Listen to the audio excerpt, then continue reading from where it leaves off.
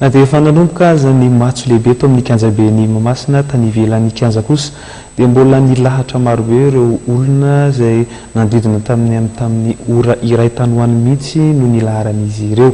Io jerentsika indray ny sary mirakitra izay. Filaharam-be ny fidirana ato amin'ny kianjabe ny Mahamasina omaly. Na dia efa feniboka sy nanomboka aza ny matso dia mbola maro ireo nilahatra tety ivelany mba hidirana ao anatin'ny kianja.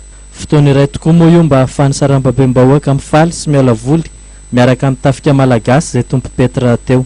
Misy aza moa dia efa manokana fotoana mihitsy ka ialana amin'ny adidy aman-draharaha rehetra mba hanitronana ny matso ataon'ny folo alin-dahy.